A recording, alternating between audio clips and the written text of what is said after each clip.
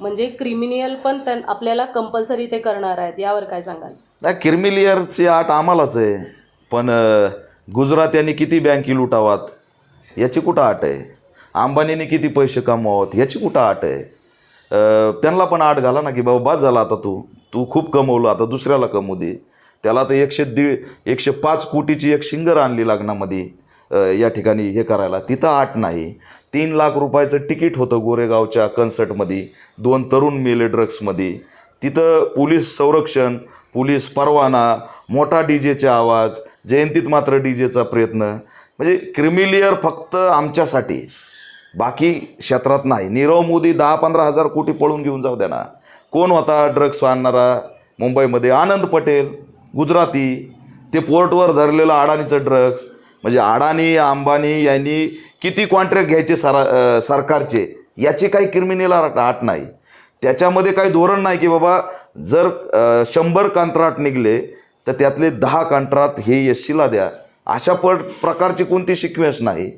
त्यानंतर रस्ते जे समृद्धी महामार्ग आहे, शक्ती विद्यापीठ निघला आहे, याच्यामध्ये दलितांच्या कॉन्ट्रॅक्टरला काही रोड द्या, काही हिस्सा द्या, ह्याच्यात क्रिमिनल आट नाही.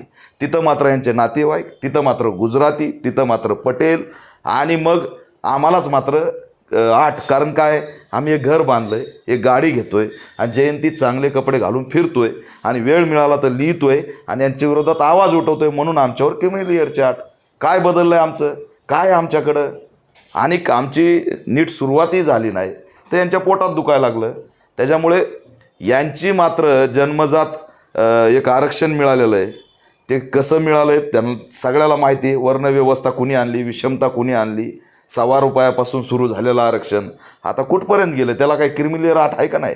त्या फीसवर काही आकडा आहे का नाही? त्या अशोक खरातसारख्याला तिथं काही अटी आहेत का नाही? 1,500-2,000 कोटीची प्रॉपर्टी त्यांनी कमवली, त्याच्यावर अंकुश नाही. बोंधुगिरी वाढवली यांनी सरकारने, त्याच्यावर अंकुश नाही. तिथं करोडो रुपये लोकांचं शोषण होतं, बहुजनांचं, शेतकऱ्यांचं, तिथं अंकुश नाही.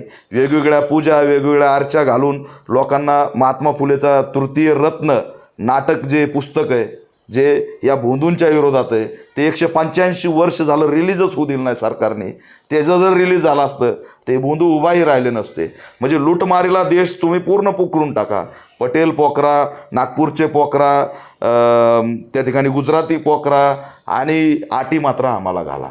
देश लुटणार हे तुमचा असा डायरेक्ट असा आरोप आहे का की या सगळ्या जो मुद्दे आता चर्चेला होते, या मुद्द्यावरनं आपल्याला डायव्हर्ट करण्यासाठी आरक्षणाचा मुद्दा उपस्थित झालाय? 100% इपिस्टिन फाईलमध्ये सरकार जात होतं.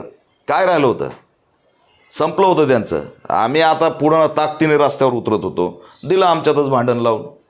आम्ही बघतोय बैठका आरक्षण वाचवण्याच्या, त्या बैठकीला जय भीम माणूस आहे पण भाजपचा आहे, तो एकनाथ शिंदे गटाचा आहे, तो अजित पवार गटाचा आहे.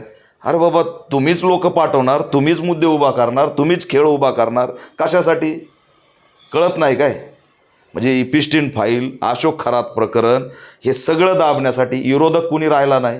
त्या ठिकाणी अजित पवारांच्या निधनानंतर जी पोटनिवडणूक लागली तिथं कुणीही लढणार नव्हतं, काँग्रेसलाही लढायची गरज नव्हती. मोठा आव आणून हर्षवर्धन सपकाळाने उमेदवार दिला, आणि फडणवीसचा फोन गेला की उमेदवारी मागं. तुम्ही कोणते विरोधक राहिलात? आज जे काही नारी शक्तीचं बिल आणलं, तुम्ही काय नाटक करताय? तुम्ही विरोधक आणि सत्ताधारी देशाला उल्लू समजताय. कशाला काय गरज आहे त्या बिलाची? ऑलरेडी तुम्ही 2023ला एक बिल आणलं आहे. बाबासाहेबांनी हिंदू कोड बिल 50% थेट आरक्षण जाहीर केलेलं आहे, ते इम्प्लिमेंट करा ना. दुसरी नौटंकी कशाला करताय? आणि आज नारी रडायला लागल्यात, सगळ्या देशाच्या रस्त्यावर नारी उतरल्यात. कुठं कॉर्पोरेट जियादा आणला आहे नाशिकचा, कुठं तिकडंच अमुक आणलं आहे. सगळ्या महिलांचा वापर आता रस्त्यावर उतरायला केला आहे, आणि ते जन आक्रोश म्हणून उतरलेत. आम्ही त्यांना म्हणतो कुणाच्याही विरोधात उतरलात ते त्यांना माहीत नाही. गृहमंत्री तुमचा, केंद्रीय मंत्री अमित शहा तुमचा, कायदे करायचा अधिकार तुमच्याकडं, तरीसुद्धा तुमचा जन आक्रोश कुणाच्या विरोधात आहे. त्याच्यामुळं हे सगळे प्रकरणं दाबण्यासाठी हे आरक्षणाचा मुद्दा आणला आहे. कारण इथं सगळ्यांना जागृत करणारी घटक कोण असेल तर ते बाबासाहेबांचे लेकरं आहेत. यांना यांच्यात गुंतवा, म्हणजे आम्हाला इकडं मोदीला आणखी काही दिवस वाचवता येतील. हाच असणारं याच्या मागचं षडयंत्र आहे. काय नारी शक्ती सांगा बरं? बिल्किस बानोला 14-15 जणांनी बलात्कार केला, त्या आरोपीला शिक्षा झाली, ते बाहेर आले, त्यांना आणायचं काम तुम्ही केलं आणि नारी शक्तीवर रडताय. लाज वाटली पाहिजे त्या नवनीत राणाला. स्वतःची खासदारकी गेली म्हणून रडती आणि इथं सांगती नारीमुळे रडते. आता विधान परिषदेच्या काही जागा निघल्यात, त्याच्यात काही नंबर लागतोय का म्हणून लागल्या रडायला. अरे त्या नवनीत राणाचा जो मतदारसंघ आहे सगळ्यात जास्त आदिवासी आहेत. आजही अर्ध स्तन उघडं ठेवून चालतायत, कुपोषणाने मारतायत, जेवायला त्यांना भाकर नाही. त्यांच्यासाठी कधी डोळ्यात पाणी नाही आलं नवनीत राणाच्या. आणि काल बरं पाणी आलं, मोदी हारले, मोदीचा नामंजूर झाला. हे नामंजूरसुद्धा मोदींनीच केलं. UGC आणलं कोणी? मोदींनी. कोर्टात लावलं कोणी? मोदींनी. विधेयक बिल आणलं कोणी? मोदींनी. विरोधकांनी यांनी सेटलमेंट करून उडवलं? मोदींनी. कारण का? देशातलं वातावरण हे लक्ष हटवण्यासाठी झालं पाहिजे. हाच असणारा याच्यामध्ये एक मार्ग आहे. मणिपूरचं चित्र किती भयानक आहे. आजही मणिपूर पेटला आहे. तिथलं नेट आजच्या तारखेला बंद आहे. त्या दिवशी 3 दिवसापूर्वी 5 जण मेलेत. मोठा हात बॉम्ब टाकलाय, 25 जण उडालेत. आणि त्या ठिकाणी आता सध्या दंगल सुरू आहे. तिकडं लक्ष जाऊ नये. मणिपूरमध्ये आता महिलांसोबत काय सुरू आहे हे कुणालाच माहीत नाही. नेट बंद करून टाकलं आहे. मीडिया तिथं नाही. तिथं राष्ट्रपती शासन लागू होती, व्यवस्थित चाललं होतं. 2 महिन्यापूर्वी भाजपचा मुख्यमंत्री बसला, झाली दंगल सुरू. यांना देशांतर्गत मणिपूर पेटलंय ते वाचवता येणार, इराण इस्रायलवर काही बोलता येणार. गॅस तुटवडा झाला आहे. छत्रपती संभाजीनगरला काल त्या ठिकाणी हे डोक्यात मारून घेतलं एक जणांनी, रक्त काढलं गॅस मिळाना म्हणून. अकोल्यात 1 जण मेला. लोक परेशान आहेत. सगळे व्यवसाय ठप्प झालेत, बेरोजगारी वाढली, पेट्रोल महाग झालं आहे. यांना निर्णय घेता आला नाही इराणकडं.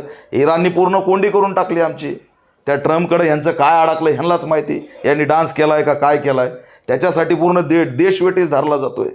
आणि हे सगळं दाबायचं, याच्यावर जनउठाव उभा राहील. आणि हा जनउठाव उभा राहिल्यावर या ठिकाणी सगळं सत्ता RSS आणि BJPची जाईल म्हणून आमच्यावर आरक्षणाचे भांडणं लावताय काय? दुसरं काय? लाज वाटली पाहिजे यांना. एक बालेन नेपाळचा एका सेकंदामध्ये तिथं सगळ्या खाजगी शाळा बंद करतो आणि त्याचं अभिनंदन महाराष्ट्रात होतं, देशात होतं. आज कुणाच्या पोस्ट आहेत भारतात? भारतीयांच्या पोस्ट आहेत. अभिनंदन कुणाचं? नेपाळच्या पंतप्रधानाचं. का? तर खाजगी शाळा कोलॅप्स, VIP सगळं बंद. अरे तुम्ही काय करा निघालात? अट्रॅक्शन वाढलं तिकडलं, आणि मग तिकडलं अट्रॅक्शन वाढतंय म्हणून आम्ही धोक्यात येतोय की काय? म्हणून विरोधक पण एकवटले, हे पण एकवटले की बाबा उद्या जर सगळे तुटून पडले तर आमचंच नाही होणार, सगळ्याचंच होणार. विरोधक कोण आहेत? 70 वर्षे राज्य केलेले आहेत. त्यांच्याकडे किती गाभाळ आहे. आज हेच विरोधक महाराष्ट्रामध्ये, विखे कुणाकडे होते? काँग्रेसकडे. आज कुणाकडे आहेत? भाजपकडं. अशोक चव्हाण कुणाकडे होते? काँग्रेसकडं. आज कुणाकडे आहेत? भाजपकडं. उद्या जर जनउठाव झाला तर जाणार कोण आहे? हे सगळे जाणार आहेत. म्हणून नारी विधेयक आणायचं, 1 जणांनी नामंजूर करायचं, लोकांना खेळवत ठेवायचं. कर्नाटकमध्ये इथं नाना पटोलेचं पत्र निघतं की उपवर्गीकरणाला आमचा विरोध आहे. आणि कर्नाटकमध्ये सरकार कुणाचं आहे? काँग्रेसचं आहे.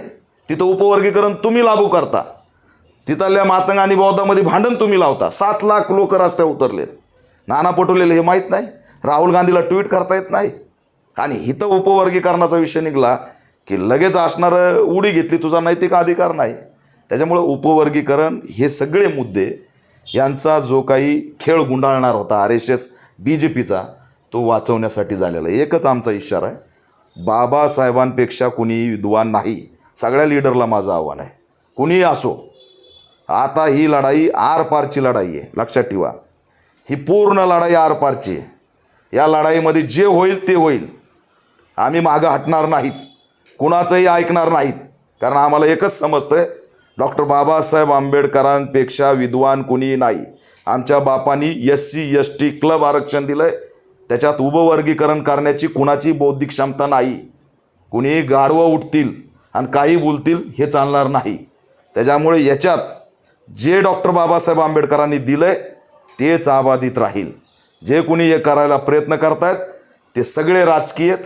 आणि मागणीसुद्धा राजकीय, सामाजिक नाही आहे. आणि सामाजिक मागणी नसल्यामुळे याला आम्ही थारा देणार नाही. बाबासाहेब ही अंतिम आहे. बाबासाहेबांनी दिलेलं वाचवणं ही आमच्या सगळ्याची ड्युटी आहे. 59 जाती एकत्र राहिल्या तर टिकतील, वेगळ्या झाल्या तर RSS एका एकाला संपून टाकेल. तर बाकीच्या समाजातल्या लोकांना कुठेतरी असा डाऊट आहे की नाही का उपवर्गीकरण झालं तर बौद्ध आणि मातंग समाजाच्या कॉम्पिटिशनमध्ये आम्ही कुठेतरी याच्याबरोबर घासले जाऊ. तर तुम्ही त्यांना काय सांगाल? नाही नाही, हा मुद्दाच होत नाही आहे. हे 59 जाती ज्या आहेत त्या एकत्रच राहतील. महाराष्ट्रामध्ये कोणता मायचा लाल जन्माला नाही की त्यांना तोडील. आगीशी खेळायचं काम देवेंद्र फडणवीसने तरी करू नये.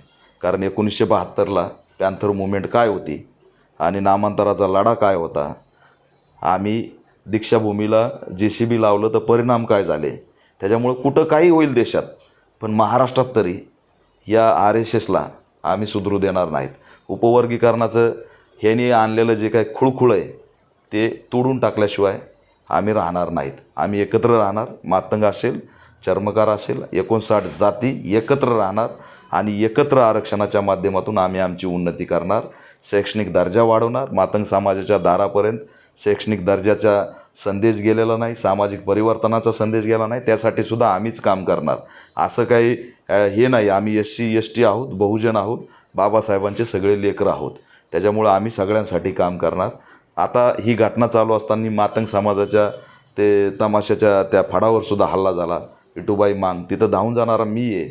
एकही मातंग नेता तिथं गेलेला नाही. त्या लेकी माती काही बौद्ध आहेत, काही मातंग आहेत. आम्हाला लढावंच लागणार, त्याशिवाय पर्याय नाही. त्याच्यामुळं हे सोडूनच द्या. इथं वर्गीकरणाचं काही थेर चालन. यांनी केलं तर जाती जाती आम्ही भांडणार नाहीत. हे ज्या सरकारने केलं आहे त्याला आम्ही सोडणार नाहीत.